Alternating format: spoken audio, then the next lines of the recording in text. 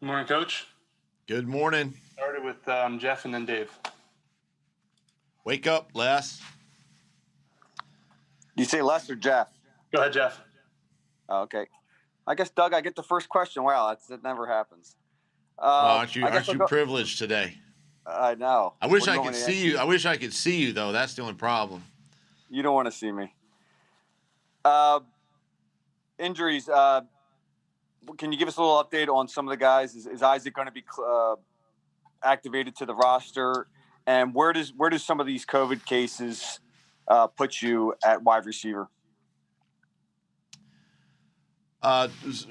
Speaking of Isaac, Isaac's had a really good week of practice. I fully anticipate him, being active and being available for this game. Obviously, today is a big day for him and us, but I would anticipate him being cleared and ready for this football game. And as it relates to the COVID players, obviously I can't speak specifically about them, but from a receiver standpoint, we are still okay with the guys that we have, on the 53 active, that would be in this ball game. Go ahead, Dave, and then Ed Kratz. Hey, Doug. The news this morning that Myles Garrett is going to miss this game. How big of a loss is that for the Browns? Well, I think it's, obviously he's a tremendous football player, and he's definitely in the discussions for, Defensive Player of the Year. He's having a heck of a season, leader of that football team. So, listen, I can't speak specifically, on their behalf, but I know that if it was, obviously one of our players in that position, it's a blow. And but you know what? Just like us, the next guy steps up. The next guy has to play. Next guy's going to be prepared. He's going to play hard. And listen, there's 10 other guys on that defense that can also play, and it's a good defense. And so, we've got to be ready. We've got to have we've got to be focused in and dialed in on what we're doing. Go ahead, Ed, and then Les. Hey, hi, Doug. Just for the first few years here, you really used that running back by committee approach. It seems like, that isn't happening right now. You're really relying on Myles, and Boston's only getting carries when Myles not in. Is that accurate? And if so, why have you kind of moved away from that organizational philosophy? I would say that's accurate. We knew when we drafted Myles that he was potentially and still is a guy that could go 3 downs for us and be a bigger part of our offensive plans. That's something that we've also talked about, I think, in the 4 or 5 years that I've been here of having that guy that we can rely on that way. Love Boston, love his energy, love what he's provided for our offense. He's a spark. Would like to find more ways of getting both of those guys on the field at the same time. I think it's a dynamic duo with that. And then we know what Corey's about, and Corey's been obviously a great special teams player for us, and can come in some situational roles, whether it be red zone, short yardage, 4-minute, wherever it is, and get us some valuable minutes. And obviously had a really nice touchdown run last week. So I still think the philosophy is running back by committee. However, with Myles and what he's been able to do, yeah, we've given more touches to him. Go ahead, Les, and then Rob. Hey, Doug. So your offensive line, if you have Isaac this week, will you have Nate Herbig as well, do you think? Well, I don't know. Again, we'll get through today, see how Isaac does. Herbie is in the plans. Opeta is in the plans. We know Matt Pryor's in the plans there.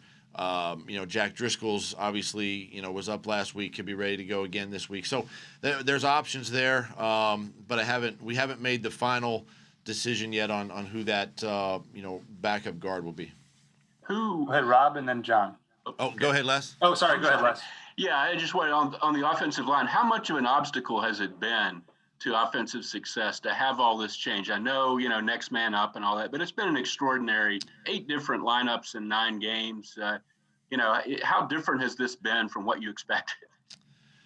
Yeah, Les, it's been difficult. I'll admit, having that, to me, offensively, you've got to have that continuity and that consistency with the up front guys. That's where everything starts. With protection, the run game, all of it. Right? It starts with those front five, and having this many combinations through 9, 10, 11 weeks of the season has been a challenge, and it's been a challenge for Coach Stoutland to prepare the next guy. And listen, we're not going to make excuses for it. We know it hasn't been the best for us, but now I think hopefully in the next a month and a half of the season, we can start getting that continuity and start getting that consistency, and hopefully we can carry that on and sustain that the rest of the season.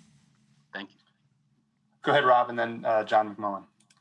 Hey, Doug, how do you make sure that Jalen Reagor blocks out the noise, focuses on what he can control, does all those things that you guys preach? It seemed he was a little frustrated earlier this week with some of the comparisons to other rookie receivers. How do you make sure that doesn't become a thing? He's a confident kid, so how do you make sure he just blocks that out? Well, I mean, obviously, a lot of it on him is just not listening to the outside, influence. Now, easier said than done, especially with young players. But yeah, I talk to the team a lot about the comparison game. You can't compare yourself with another rookie or player around the NFL. You don't know what their structure is all about, what their offensive scheme is all about. The other thing with Jalen is, he's missed some time with us, and these last couple of weeks are just his first couple real games of playing consistently, and so every game right now is a great opportunity for him to get better and to improve. And I'm excited for him. I'm excited for his future. With the offense, with Carson, he's a dynamic guy. He's electric. He's got great speed, and we just got to keep him coming and keep him focused. And I think it's my job, obviously, as the head coach, but Aaron Moorhead, his position coach, does a great job of communicating with him. Go ahead, John, and then Ruben. Hi, Doug. With you guys heading into Cleveland this week, I wanted to ask you about Andrew Berry. He wasn't here for a long time, but about 9, 10 months, and obviously he's a well-regarded guy. Just how much did you get to know him? What did you think of him? And does that help to understand his thought process on building a team? Does that help you on a week like this? Well, I obviously a short period of time here, but got to know him and just a great person, great human being, smart, understands how to build a roster. Obviously was here and learned from Howie and I'm sure Joe Douglas a little bit, but just I think. He has a different roster and probably now maybe even a different approach to how he wants to build a roster. But he has a great eye for talent, obviously, and a lot of confidence in what he's doing, and he'll have success there, and a lot of respect for what he did here, and then obviously we'll see following his career in Cleveland how that turns out. Go ahead, Ruben, and then Tim. Hey, Doug, good morning. You brought Jordan Howard back in on the practice squad. I was wondering if you can talk about, obviously he's got great familiarity with the offense. Didn't work out in Miami. What do you see in him, and what could his role possibly evolve into?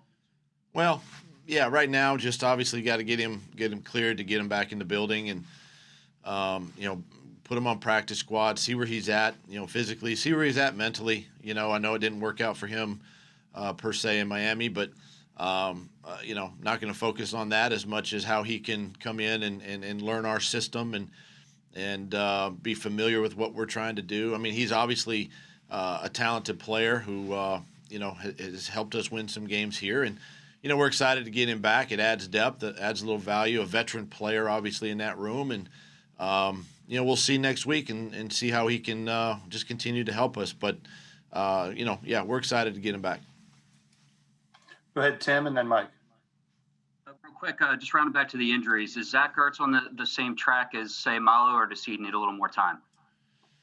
Zach probably needs a little more time right now, but we'll get him out there today, run around again, see where he's at.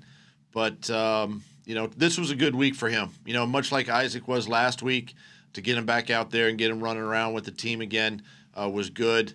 But we'll see. We'll see at the end of the day how he feels before we make that determination. Mike and then Nick. Doug, Alshon obviously got to be in a game last week and get used to the speed. I was just curious if you noticed anything different in him from practice this week, or maybe, a little bit more comfort now that he's kind of gotten his speed, in the game. This week, I think each day he goes back out on the practice field, he gains confidence, through his injury and playing and limited role last week. Would hope to expand that a little bit more this week and get him some more opportunities in this football game. But I think each week that he continues to practice, he just gets stronger, game speed, all of that. Veteran player, so he knows and understands that. He's looked good in practice. He looks quick. He looks fast. He catches everything his way, and just a big part of our offense and helping us potentially win. Nick and then Zach. Hi, Doug. I was wondering if I can get your reaction to the new PA regulations. Apparently, now all players in all games in the state have to wear face coverings during games. Is that something that's feasible, and is that something you guys have talked about? No, it was just brought to my attention this morning. But if it's anything like what we did in San Francisco and where players and coaches in game on the sidelines when they're out of the game can wear face coverings. We know that we wear if they're in the game with their helmet on, they wear a particular face shield on their face mask, but it's something we're going to explore. I don't know if necessarily they can wear a face covering that covers their mouth and nose. I mean, there's a mouthpiece that's a mouth guard, that's involved. There's all kinds of things that we'd have to work through. But I would anticipate maybe if they're out of the game on the sideline, I could see us wearing, the masks and players wearing masks or something like that if they're out of the football game. Well, they were talking about actually during the games, like while they're on the field. Well, no comment. Okay. Go ahead, Zach, and then Martin. Hey, Doug, getting back to Miles Sanders being a 3-down running back, he was so efficient for you in the passing game last year, catching almost 80% of the targets. That's down below 50% this year. That disconnect, what do you attribute it to? Oh, really a lot of things. Defensive structure, number one. Teams are a little more conscious of him out of the backfield that way. I think with the emergence of some of our younger receivers, has sort of, the ball kind of goes in a couple of different directions. And there's just a couple of factors there that have probably reduced his targets as a receiver. But nothing that, obviously we address it by game plan. And then if the defense gives us the right coverage at the right time to be able to take advantage of that. And some of those plays last year that we saw, we caught the right defense, and he was able to get past a linebacker and or a safety on a couple of nice catches. So, we're comfortable with him. Obviously, would love to give him some opportunities even in the screen game, right? To get him the ball in the screen game and let his athleticism take over. Sorry, we can't get to everyone. We got time for two more, Martin and then Jamie. Hey, Doug. When Jeffrey Lurie spoke to us before the season, he said with, COVID and everything, you might have to be able to adjust with like wide receivers, possibly playing cornerback, et cetera. Now that you're seeing like outbreaks, pretty wide outbreaks around the league, including yourselves, like multiple cases and stuff. Are you looking into like scenarios like that more now, or has it kind of always been the case? It's kind of always been the case, but at the same time now, I think you're with the amount of outbreaks, not only within the league, but I think within our country and around. it's something in our game that having guys that have played maybe a DB in high school and now they're a receiver, or an example would be like Greg Ward, right? He's a receiver now, but he played quarterback in college, or Michael Jaquette, who was a receiver in college, now playing DB. I think there's some opportunity there if it continues, or if it affects a position group that you would have to consider and have to plan for. But definitely feel confident in the protocols that are in place. We know now league-wide that the intensive protocols have been put in place league-wide to really protect the players and coaches that are inside the building, and we've got to continue to do that. And it's always got to be my message to the team to do that, and yet we have to be prepared if a position group or a couple of players were knocked out of it, that we have alternative plans. Yes. Go ahead, Jamie. Doug, you talked a bit. There was a bit of talk last week about practicing, better, more like there was a game to be played. And how, after this week of practice, how do you think that everything went, especially given you guys were throwing the curve with the COVID and all that this week? And look, you've got the hardest schedule in the league for the next 5 games. So how do you think things went this week overall, and how prepared are the guys, and what's their mentality right now? Yeah, as it pertains to the schedule, I mean, obviously it's a great opportunity. It's a great schedule, moving forward, and our guys are always up to that task and the challenge ahead. So that's something that we look forward to. I thought this week in practice the energy's been extremely high, and the players know that how we practice is how we are going to play on game day, and they know they have to clean some things up, and a lot of it's been, addressed with the pre-snap penalties and things like that, and they've done a nice job on that, and they've contained themselves a little bit. They focused in a little bit this week, and they're talking about it. They're talking about it with their position groups, and I think from my standpoint, not